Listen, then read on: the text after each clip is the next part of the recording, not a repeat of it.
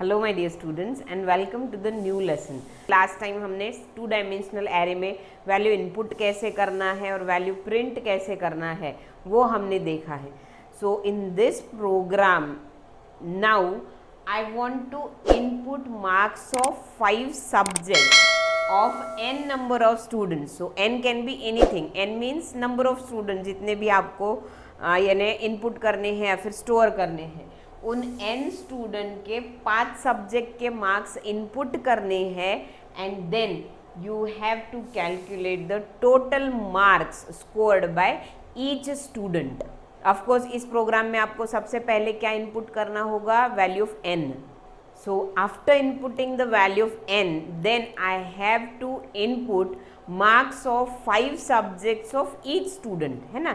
अगर 10 स्टूडेंट हैं तो 10 स्टूडेंट के 5 सब्जेक्ट के मार्क्स, हर एक के 5 स्टूडेंट के मार्क्स 5 सब्जेक्ट के मार्क्स आपको इनपुट करने हैं और हर एक स्टूडेंट का टोटल मार्क्स जो है वो क्या होना चाहिए? कैलकुलेट होना चाहिए। So of course row will be the student number. Row यानी यहाँ पे क्या है आपका? Student number. So this is first student, second, third and so on and last will be, so as the index starts from 0, so last student will be n-1 और हर एक student के 5 subject के मार्क्स एंटर होंगे। जैसे कि value कैसे store होंगी देखो। So this will be the subject marks है, subject number 0, subject number 1, 2, 3 and 4। So 0 means पहले स्टूडेंट के पहले सब्जेक्ट के मार्क्स। दिस विल बी पहले स्टूडेंट के दूसरे सब्जेक्ट के मार्क्स, पहले स्टूडेंट के तीसरे सब्जेक्ट के मार्क्स, पहले स्टूडेंट के 4th सब्जेक्ट के मार्क्स और पहले स्टूडेंट के 5th सब्जेक्ट के मार्क्स। ठीक है। सो ऐसे हर एक स्टूडेंट के मार्क्स कहाँ पे स्टोर होने वाले हैं? आपके पर्टिकुलर कॉलम में, वो रो नंबर में।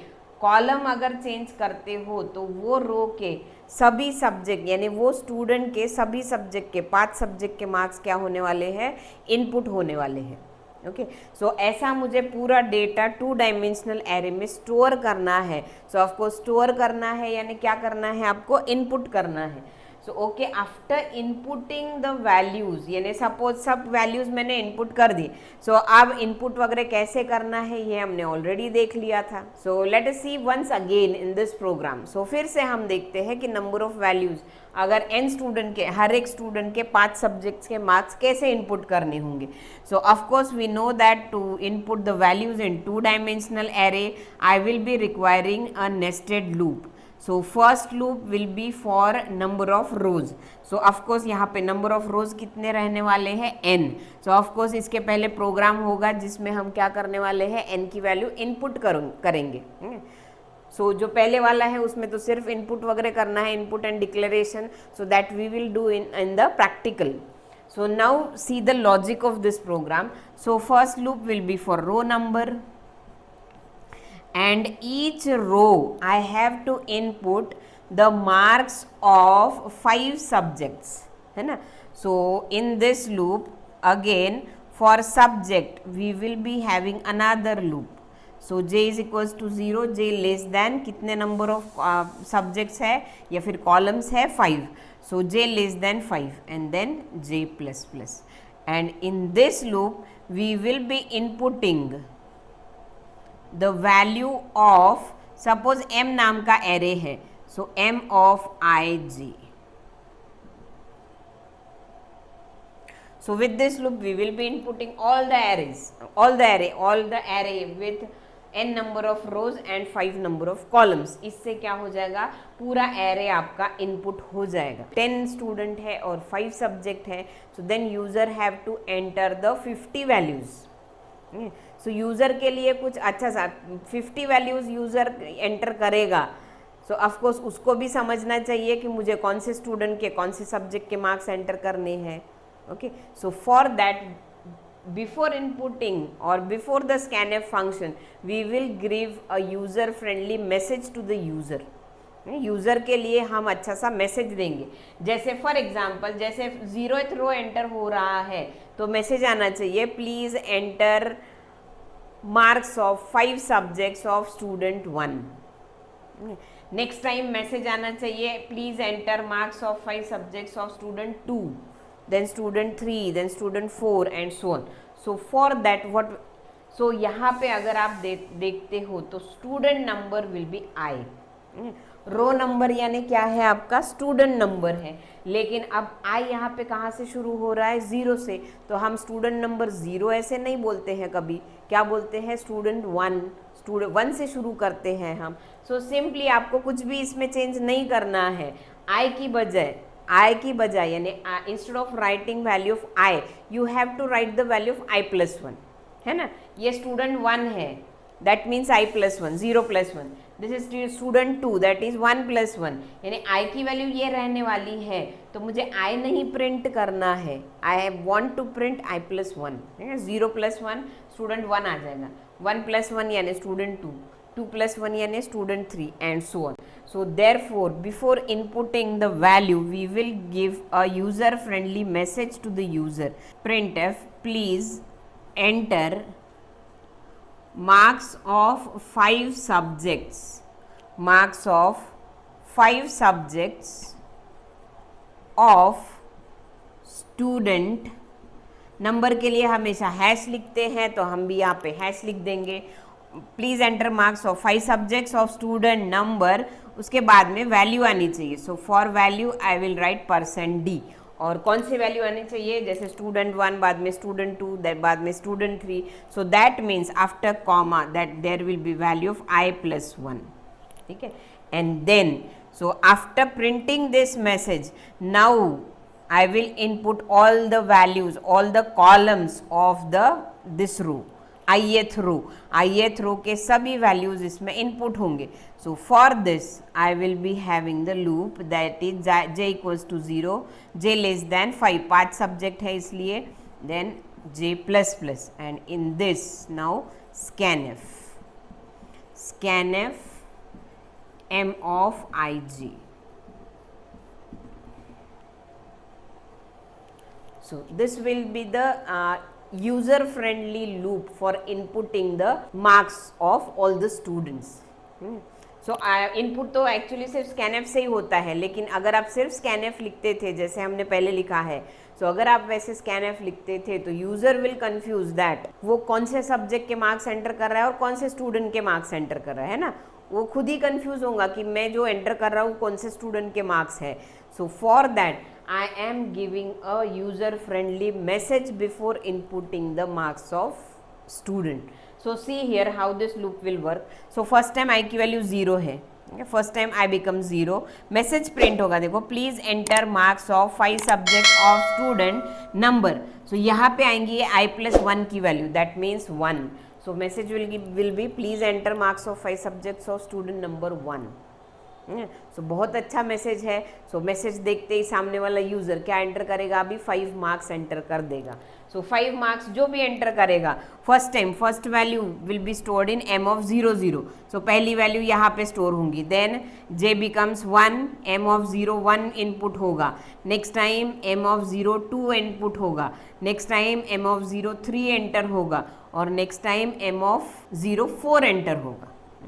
ओके ये लूप खत्म हो गया। फिर से ऊपर, now i becomes 1, 5 marks enter कर दिए, स्टोर हो जाएंगे, फिर से मैसेज आएगा please enter marks of 5 subject of student number, now i+1, so i+1 यानी 2, सो मैसेज आ गया please enter marks of student number 2।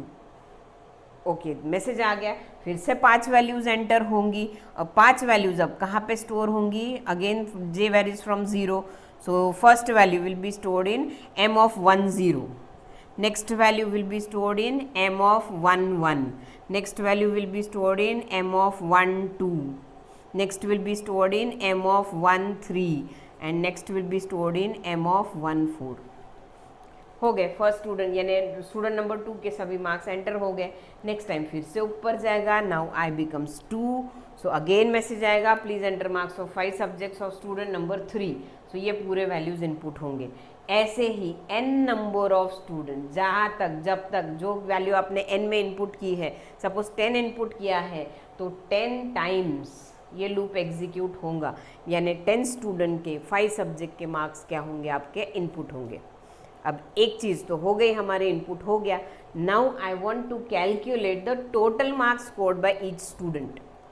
हर एक स्टूडेंट ने कितने मार्क्स स्कोर किए हैं वो भी मुझे क्या करना है, डिस्प्ले करना है। ओके, सो कैसे होगा, ये तो बहुत सिंपल है। सिंपल यानी क्या करना होगा, मुझे रो की एडिशन करनी होगी, ये रो की एडिशन, बाद में ये रो की एडिशन होंगी, देन दिस रो, यानी आपको करनी क्या है, हर एक रो की एडिशन करनी है। और एडिशन कैसे करते हैं, एडिशन कैसे करते हैं, हमने एडिशन वाले बहुत सारे प्रोग्राम पहले भी देख रखे हैं, है ना। इनपुट लास्ट टाइम भी हमने सम ऑफ एरे किया था। सो वैसे ही आपको सम ऑफ एरे करना है, लेकिन ये एक रो का सम सेपरेट होगा, दूसरे रो का सम सेपरेट होगा। And so to calculate the total scored by each student we will use another array. So है ना, मुझे इसका सम यहाँ पे आना चाहिए, इसका यहाँ पे आना चाहिए, इसका यहाँ पे आना चाहिए, सो ऑन। यानी यहाँ पे हम क्या करेंगे, और एक एरे क्रिएट करेंगे जिसका नाम हम रखते हैं सम। ठीक है, सो नया जो एरे होगा उसका नाम क्या रख दिया है हमने, सम। सो सम ऑफ 0 में 0th रो की एडिशन आनी चाहिए, सम ऑफ 1 में 1th रो की फर्स्ट रो की एडिशन आनी चाहिए, सम ऑफ 2 में इस रो की एडिशन आनी चाहिए। सो अब एडिशन कैसे करते हैं, हमने एडिशन बहुत बार कर चुके हैं। सो दैट मीन पहले सम की वैल्यू कितनी होंगी, 0, सो 0 + 10, so sum will be 10, then 10 + 12, that will be 22, then 22 + 15, that means we will calculating the sum as previous value of sum plus next element. So this loop is all about the input. Okay, so input हो गया है, अब हम क्या करेंगे, उन elements की sum करेंगे। So let us see how we will do the sum of individual row. ठीक है, सो कैसे करना है, so let us see. So before doing the sum, of course we have to initialize all the elements of this sum array with 0, है ना। सम में सभी elements को क्या करना होगा, पहले 0 करना होगा, क्योंकि 0 में हम क्या करने वाले हैं, next next next element add करने वाले हैं। सो for that I am requiring this loop. So for i = 0 to n, तो ऑफकोर्स जितने n नंबर ऑफ एलिमेंट है उतने ही का क्या होगा, आपका सम का एरे भी होगा। सो सम ऑफ i = 0। ओके, बहुत सिंपल लूप है। i की वैल्यू 0, सम ऑफ 0 = 0। सो या वैल्यू कहाँ हो, सम ऑफ 0 की कितनी होगी, 0। Next time i becomes 1, so sum of 1 will be 0। Next time sum of 2 will be 0 and so on. सभी एलिमेंट्स क्या हो जाएंगे, 0 हो जाएंगे। अब हम करेंगे एडिशन। ठीक है, सो अब एडिशन के लिए फिर से मुझे क्या करना है, एरे का हर एक एलिमेंट एक्सेस करना है। सो एरे का हर एक एलिमेंट एक्सेस करने के लिए आपको वही लूप लगेगा जो अभी तक हम यूज़ करते आए हैं। सो this is the loop for accessing all the elements of array. So I varies from 0 to n। ठीक है, रोज के लिए 0 to n रो है, और जे यानी number of subjects which is equals to 0 to 5। So this is for column and this is for row. So ये loop हमारे बहुत यानी फ्रेंडली हो गया है। सो in every program, in every 2-dimensional program, we will be using this loop now. Okay, so in this loop now I want to calculate the sum. So now sum of i, ठीक है, जैसे first time i की value 0 होंगी, तो sum of 0 equals to previous value of sum plus, so previous value of sum plus m of ig।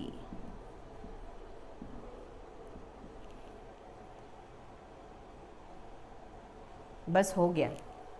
So see how this loop will work now. First time i की value 0 है, j की value भी 0 है। ठीक है, so sum of i, so sum of i यानी क्या है, sum of 0। So sum of 0 is equal to sum of 0 that is 0 plus m of 0 0, m of 0 0 is 10। So इसमें 0 प्लस 10 आ जाएगा, that will be 10। Next time j becomes 1, again sum of 0 equal to sum of 0 plus that is 10 plus m of 0 1, so m of 0 1 is 12, so that means this will be equals to 10 plus 12 which will be equals to 22. Next time j becomes 2. Now sum of 0 equal to sum of 0 plus m of 02, that means this 15. So 15 will be added to 22. so that will be 37. Next time m of 0 3 will be added. Next time m of 0 4 will be added. Okay, so 37 plus 18, that is 55, then plus 9, so plus 9 will be equals to 64. ठीक है, ये पूरा है रो के, ये पूरा है 0 1 add होगा, देन 0 2, देन 0 3, देन 0 4, यानी सभी एलिमेंट्स ऐड हो गए हैं. ये लूप खत्म हो गया, फिर से ऊपर जाएगा. Now i becomes 1. So i की वैल्यू क्या होंगी, अभी 1 होंगी. सो फिर से अंदर j इक्वल्स टू 0. अब sum of I, that means sum of 1 will be calculated. So this value will be calculated. So sum of 1 equals to sum of 1, that is 0 plus m of 1 0. So m of 1 0 is 18. So 0 plus 18 हो जाएगा. Next time m of 0, next time m of 1 1. So m of 1 1, that is 12. So 18 plus 12 होगा, that will be equals to 30. Next time 8 add होगा, next time 9 add होगा, next time 11 add होगा. okay? यानी हर एक ith रो, ये देखो ये एक लूप यानी क्या है आपका कंप्लीट रो. ठीक है, सो ये कंप्लीट रो की एडिशन आप कर रहे हो एंड कहाँ पे स्टोर कर रहे हो, सम नाम के एरे में स्टोर कर रहे हो. So in this way this sum array will contain the total marks scored by each student, है ना. जैसे sum of 0 में क्या होंगे, स्टूडेंट नंबर 1 के मार्क्स होंगे. sum of 2 में क्या होंगे, स्टूडेंट नंबर 2 के मार्क्स होंगे. अब मुझे यानी अब आउटपुट के समय मुझे सिर्फ क्या डिस्प्ले करना होगा, अभी total marks scored by each student. So of course फिर से सम ऑफ 0 प्रिंट करना है, print f sum of 1, print f sum of 2, print f sum of 3 and so on. ये 1 डायमेंशनल एरे है. सो इसके बाद अब मुझे प्रिंट करना है sum array. So for that I will again require 1 loop, है ना. ये वैल्यू स्टोर प्रिंट करने के लिए मुझे फिर से वो लूप लगेगा. सो प्रिंट एफ क्या प्रिंट करना है, total marks scored by, so scored by student number के लिए फिर से हैश, फिर से वही है %d. हाँ, %d की जगह पे कौन सी वैल्यू आएंगी, i+1. हाँ, student number 1, then student number 2, student 3, ऐसे प्रिंट होना चाहिए. इक्वल टू उसके सामने प्रिंट होना है आपको सम ऑफ i. ठीक है, सो उसके लिए है %d एंड देन \n. नई लाइन के लिए क्या यूज होगा, \n. So here, so at the place of this %d I have to write i+1 and with this %d I have to write sum of I.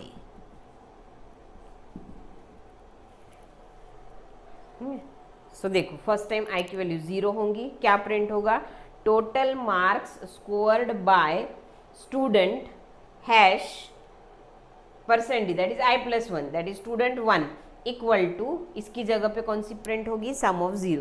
So sum of 0 will be 64. So message कैसे आएगा, देखो total marks scored by student number 1 equal to 64. Next time i की value 1 होंगी, so 1 होंगी तो क्या print होगा, sum of 1. Next time sum of 2 and so on. So ऐसे कहाँ तक प्रिंट होगा, सम ऑफ n तक. Okay, so this is actually the logic for printing or for calculating the total marks scored by each student. So let us do this program practically now. So there we will be very clear with the output. So we have seen with the logic of the program to calculate the total marks scored by n number of students. So let us see the complete program now. So of course in the program we will be requiring one 2-dimensional array for storing the marks of students and one 1-dimensional array for storing the total marks scored by each student. है ना, यहाँ पे हमको 2 arrays लगने वाले हैं. First will store all the subject marks and this is the 1-dimensional array sum of 10 which will be having the total marks scored by the each student. So here I have mentioned the row size as 10. So you can change it. So मैंने maximum जो दी है, so that is the 10 students. Suppose मुझे 10 students से ज़्यादा नहीं चाहिए, so here I have given the row size as the 10. So of course अगर मैंने यहाँ पे 10 दिया है, then you must enter value of n less than 10. Okay, so N की वैल्यू जब आप एंटर करोगे तो आपको एन की वैल्यू 10 से कम ही देनी है, then only this program will work. और otherwise you can increase this row size, है ना, 10 की बजाय 100 कर दो. सो मैक्सिमम 100 स्टूडेंट्स का डेटा आप स्टोर कर सकते हो. सो यहाँ पे मैंने सिर्फ 10 ही दिया है. सो ऑफकोर्स 10 रोज अगर है तो sum will also contain the maximum value as 10. Okay, so this is about the declaration of two arrays and the variables, that is I, j and n. So firstly we will input the value of n. So therefore a message is given how many number of students you want to enter. So whatever value user will input, that will be stored in n. अब n number of student, user ने क्या input किया है, n number of student enter किया है. So with this loop, सो ये loop भी हमने अभी कर लिया है. Okay, so with this loop all the marks of 5 subjects of n number of students will be inputted. ठीक है, सो इसका लॉजिक और ये वर्क कैसे करता है ये हमने सब अभी देख लिया है. with this value the array sum will be initialized with the value 0. sum में सभी एलिमेंट्स इससे हमने क्या कर दिए हैं, 0 कर दिए हैं. एंड with this loop सभी रो के यानी सभी स्टूडेंट के जो टोटल स्कोर है वो स्कोर किस में आने वाला है, आपके सम नाम के एरे में. सो ये लूप भी हमने कर लिया है. सो पहले जब हमने लॉजिक देखा है, सो उसी वक्त हमने पहले इनपुट किया है, then we initialise the value of sum and then we will calculate the sum of all subject marks. So let us run the program and then again we will see how this program will work. So see here, so the message how many number of students you want to enter is displayed here. So suppose I am giving here value 3. Okay, n की value मैंने कितनी दी है, 3 value दी है. So now enter.